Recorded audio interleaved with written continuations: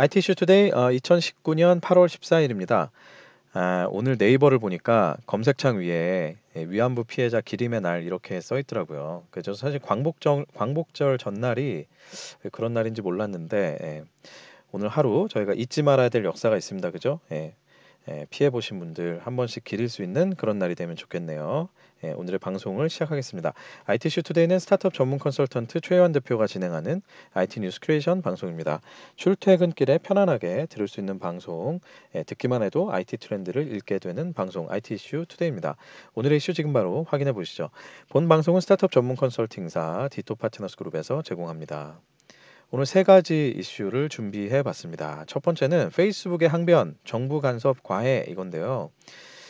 22일에 행정소송 1심을 앞두고 있는 페이스북이 이례적으로 입장을 표명했습니다. 망 사용료 가이드라인은 과도한 규제다라는 내용인데, 자, 요 기사들이 띄엄띄엄 나왔었죠. 그리고 실제로 이 1심 재판이 미뤄지기도 했고, 최근에. 요걸 그래서 한번 정리를 좀 해보려고 하는데요. 문제의 시작은 2016년에 정부가 발표한 상호 접속 고시라는 것 때문입니다. 자, 이걸 이제 한번 쭉 들어보시면 이해가 되실 겁니다. 당초에 페이스북은 KT에만 캐시 서버를 두고 있었어요. 캐시 서버라는 거는 본 서버에 매번 접속을 하면 비효율적이니까 주요한 데이터들은 이제 중간에 있는 서버에 분산을 해서 아예 이제 저장을 해놓고 유저가 이제 그때그때 필요할 때는 그 중간에 있는 서버를 먼저 거치고 거기에 데이터가 없다 그러면 다시 이 본 서버로 이제 접속을 하는 그런 방식인 거죠. 그래서 캐시 서버를 당초 KT에만 두고 있었습니다. 그래서 KT에만 사용료를 지불하고 그러면 SK와 LG 쪽의 유저들은 어떻게 되느냐? 접속을 했을 때 중간에 KT의 서버를 한번 거쳐서 그 다음에 이제 본 서버를 가는 이런 방식이었던 거죠. 그래서 KT와 SK, LG가 상호 간의 데이터를 주고받는 방식이 국내에서 먼저 일어나는 거죠. 그리고 거기서 더 필요한 데이터가 있으면 KT가 대표로 쉽게 말하면 대표 주자처럼 해서 페이스북에 이제 본 서버에 접속을 하는 그런 개념이었던 겁니다. 그러다 보니까 페이스북은 KT에만 돈을 내고 있었죠. 근데 상호 접속곳이라는 게 생깁니다. 이게 뭐냐면 기존에는 국내 통신사 간의 데이터를 주고받는 거는 별도로 비용을 지불하지 않았어요. 근데 이제는 상호 접속곳이 국내 통신사 간에 주고받더라도 데이터를 요청하는 쪽에서 돈을 내라 이렇게 된 겁니다. 그러면 결국은 아까 제가 말씀드린 대로 KT에서 대표 주자처럼 이제 중간에 이렇게 서버를 잡고 있었는데 기존에는 SK랑 LG에 주고받는 거에 대해서는 정산이 없었단 말이에요. 근데 유저가 뭔가를 요청을 해서 KT가 데이터를 그래 그럼 이런 데이터가 필요하구나라고 SK나 LG 쪽에 쏘는 순간 그때 이제 그 발신하는 주체가 되잖아요. KT가. 그러면 이제 돈을 내야 되는 거죠. 그리고 당연히 그 돈은 이제 페이스북을 위해서 나온 돈이니까 이제 페이스북이 지불을 해야 되는 상황이 된 거고요. 이게 잘 이해가 되실지 모르겠는데 하여튼 쉽게 말씀드리면 어쨌든 기존에는 기존의 통신사 간에 주고받는 건 정산이 안 되다가 이제는 해라 돈을 내라 이렇게 된 겁니다. 그래서 페이스북이 SK 브로드밴드와 유플러스에도 비용을 지불해야 되는 상황이 온 것이죠. 그래서 페이스북이 당시에 SKB와 유플러스와 개별 협상을 했는데 협상에 이제 난항을 겪으니까 해당 통신사의 유저들의 접속 경로를 홍콩으로 변경을 합니다. 원래 페이스북은 미국에서 일본을 거쳐서 한국으로 오는 경로였었는데 갑자기 요거를 이제 홍콩으로 변경을 한 것이죠. 이 때문에 SK 브로드밴드와 유플러스 사용자들이 그 접속이 불가하거나 굉장히 느리거나 뭐 데이터가 이상하게 꼬이거나 막 이런 식의 불편함을 경험을 했어요. 저도 사실 이때 이걸 실제로 경험을 했었거든요. 그러다 보니 방통위에서 접속 경로를 임의 변경을 한 것으로 인해서 이용자들에게 피해를 줬다면서 4억 원의 과징금을 내립니다. 그래서 이제 그랬더니 이제 페이스북은 예상치 못한 사고다 이러면서 행정 소송을 제기했던 거죠. 그리고 그 소송이 이제 22일에 이제 1심 재판을 앞두고 있는 겁니다.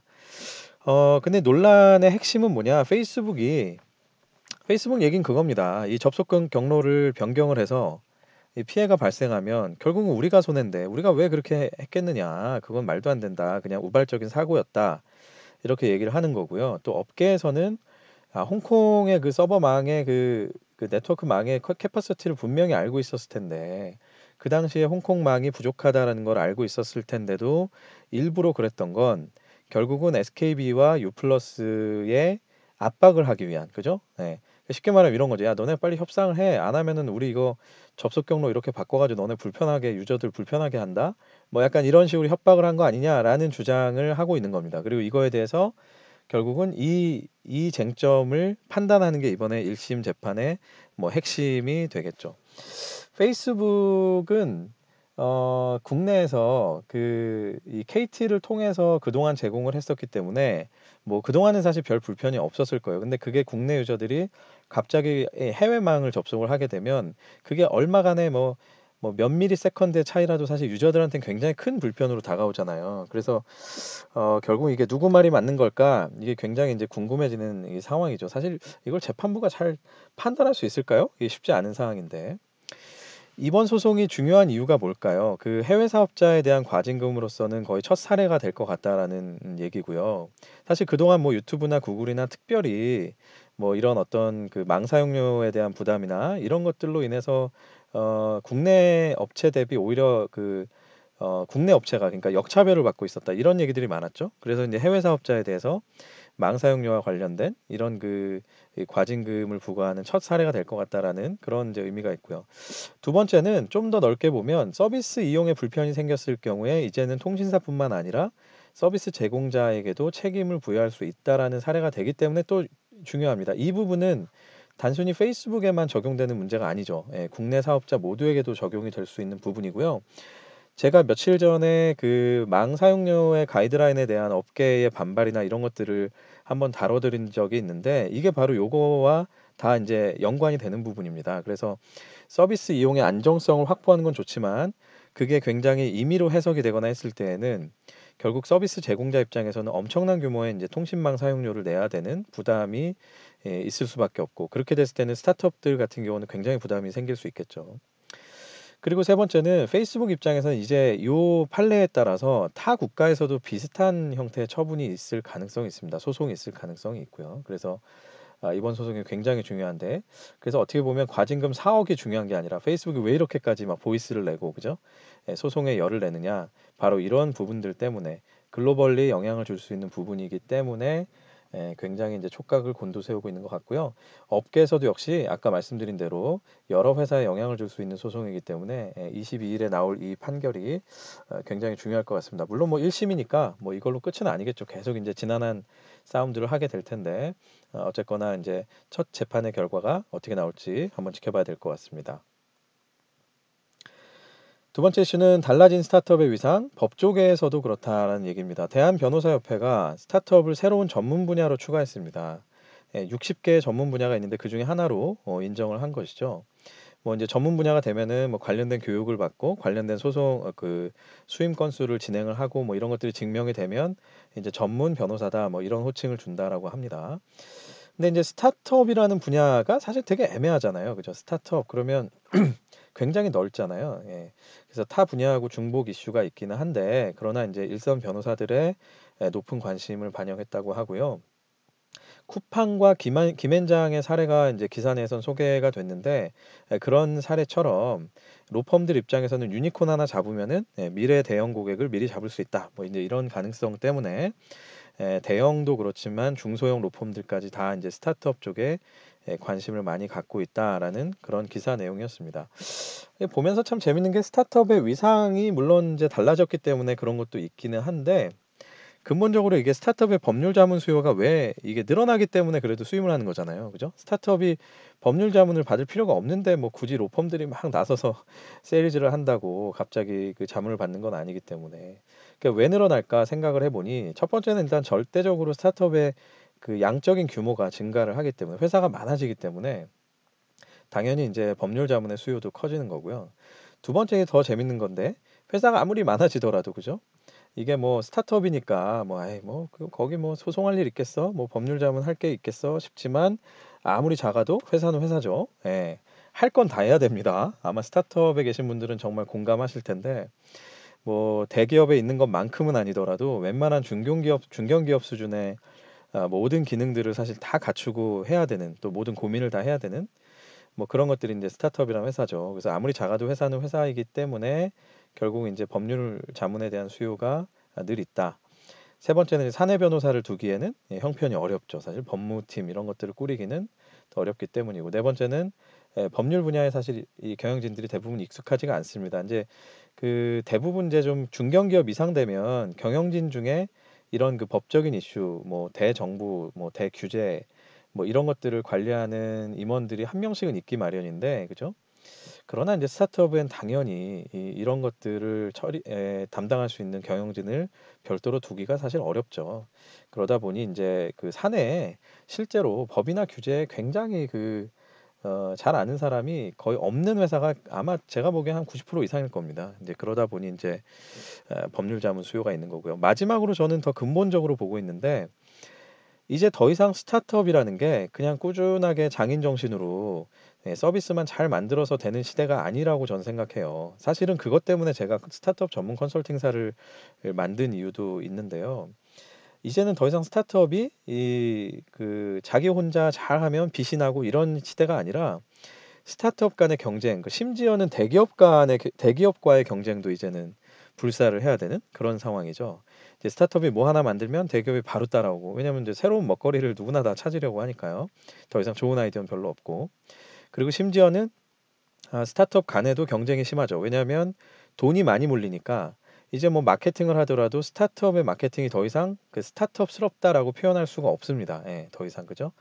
뭐 일례로 뭐 쿠팡이나 그죠? 뭐 마켓컬리 뭐 이런 회사들이 하는 마케팅을 보면 사실 어마어마하잖아요. 예, 웬만한 회사는 엄두도 못 낼 수준의 그 자금력을 가지고 마케팅을 하기 때문에 뭐 배민도 그렇고. 그리고 또 하나는 이제 규제 관계도 굉장히 복잡하고요. 제가 늘 주장하는 건데 이제는 더 이상 자신의 회사와 경쟁사만 봐서는 안 된다. 예, 규제 관계까지도 굉장히 복잡해지고 또 스타트업이라는 것이 워낙 우후죽순 생겨나다 보니 이 규제에 대해서 관심도도 높아지고요. 그죠? 최근에 모빌리티 같은 경우가 대표적인 사례죠. 이런 것들이 복잡화되기 때문에 거시적으로 봤을 때 스타트업 분야에서의 그런 법률 자문에 대한 수요는 저는 계속해서 늘어날 것 같다. 그런 생각이 듭니다. 뭐 방송을 보시는 분들 중에 뭐 법률 쪽에 계시는 분들도 계실 텐데 새로운 사업을 좀 생각해 보신다면 요것과 관련된 아이디어를 내보시는 것도 재밌을 것 같아요. 그죠? 예. 뭐 법률 전문가를 이렇게 이렇게 소싱을 해드린다든지 뭐 그게 변호사법에 걸리는지 잘 모르겠는데 뭐 혹은 이 회사 내 그런 법률 자문과 관련된 니즈를 뭐 일종의 그 역량을 쉐어하는 방식으로 해서 이게 제가 너무 구체적인 아이디어를 드리면 좀 그러니까 네, 모호하게 말씀드리지만 뭐 그런 식의 하여튼 서비스를 만든다든지 다양한 서비스들이 가능하지 않을까 싶습니다. 어쨌든 법률 적으로도 점점 커진다라는 게 스타트업의 위상도 커지고 또 경영의 복잡도도 굉장히 높아지고 그렇다라는 생각이 드네요. 제 입장에서는 그렇기 때문에 스타트업이 이제 점점 전문가들의 도움을 받으면서 커가야 된다. 뭐 그런 생각이 드는 기사였습니다. 자, 세 번째 이슈는 현대차가 라스트 마일 모빌리티에 본격 투자를 했다라는 얘기입니다. 14일에 현대차가 킥고잉에 투자했다고 소식이 전해졌는데요. 킥고잉은 뭐 길거리에서 많이 보셨을 거예요. 그죠? 이용자가 25만 명이고 3천 대 이상의 킥보드를 보유하고 있고 그다음에 누적 탑승 횟수가 120만 회라고 하니 굉장히 많이 성장을 한 회사죠. 이번 투자를 통해서 킥고잉의 기술 및 운영 역량과 그다음에 현대차의 안전 기술이 결합될 것을 기대하고 있다라고 합니다. 근데 뭐 사실은 뭐 현대차의 안전 기술이 뭐 전동 킥보드에 얼마나 도움이 될까요? 그죠? 제가 너무 예, 과소평가한지 모르겠는데. 그다음에 이제 제가 뒤에 말씀드리겠지만 이건 다른 의도가 있는 것 같아요. 한편 12일에 현대차는 제주도의 전동 킥보드와 전기 자전거를 가지고 이제 시범 사업을 실시를 했습니다. 그리고 작년 7월에는 또 부릉으로 유명한 메시코리아 그리고 중국의 이런 그 전동 공유기기에 배터리를 공유하는 그런 서비스를 하고 있는 중국의 인모터라는 회사에도 투자를 했죠. 아까 제가 말씀드렸지만 현대차가 뭐 직접적으로 전동 킥보드에 뭔가 도움을 준다 이런 느낌보다는요. 저는 이제 이런 부분들이 결국은 현대차가 가지고 있는 그 위기 의식에서 발현된 것들이 아닌가 그런 생각을 합니다. 현대차뿐만이 아니고 지금 전 세계적으로 보면 완성차 업계의 수요는 계속 이제 줄고 있는 추세라고 하죠. 얼마 전에 제가 관련된 업계에 있는 분하고 뭐 한참 이런저런 얘기를 나눴었는데 근본적으로는 자동차 가격이 전 세계적으로 너무 비싸졌고요. 그죠? 그리고 또 전 세계적으로 경기가 좀 불황을 또 겪는 그런 경향이 있다 보니까 젊은 세대들이 소위 말해서 비싼 돈을 주고 차를 사기 쉽지 않은 거죠. 그런데다가 또 인식도 그게 아마 저는 선후 관계가 있다고 보는데 그런 여유가 없다 보니 그런 인식도 차를 이제 사기는 좀 뭐 굳이 뭐 사냐 그냥 공유하자 약간 이런 인식도 많이 생겨나는 거죠. 그러다 보니 완성차 업계 입장에서는 과연 이거를 계속해서 이런 게임을 할 수 있을까에 대한 위기감을 아마 가지실 것 같아요. 그래서 결국은 그 새로운 형태의 모빌리티, 특히 이제 라스트 마일 모빌리티 쪽에 대해서 관심을 많이 갖고 이 움직임을 팔로우하려고 하시는 것 같습니다. 제가 보기엔 그죠? 킥고잉에 뭐 직접적으로 뭔가 뭐 기술을 접목하고 이런 것보다는 정말 모빌리티 판이 어떻게 돌아가느냐 이걸 보고 싶어 하는 것 같고요.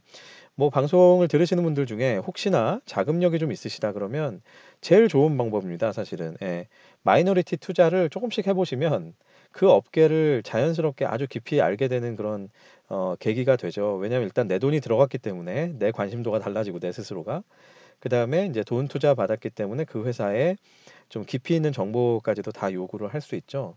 그래서 결국은 이제 투자라는 행위가 일어났다는 건 특히 이런 식으로 관련된 분야에 전략적 투자를 했다는 건 그 회사의 미래 방향과 굉장히 깊은 연관이 있게 연관이 있는 움직임이다. 이렇게 해석을 하는 게 맞다고 봅니다. 어쨌든 현대차가 미래를 대비한다라는 느낌은 드는데 과연 이제 어떤 방향으로 어떻게 본격적으로 새로운 시대를 준비를 할지 계속해서 봐야 되겠죠.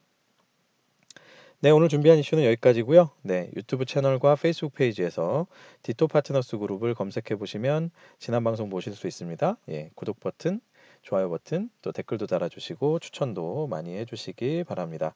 네, 오늘 방송 여기까지고요. IT 분야에서 오늘도 땀 흘리면서 더우니까 땀 흘리면서 열심히 일하시는 여러분들 수고 많으셨습니다. 저는 내일 다시 내일은 15일이군요. 빨간 날. 빨간 날은 쉬는 방송. 네, 금요일에 다시 찾아뵙겠습니다. 여러분 감사합니다.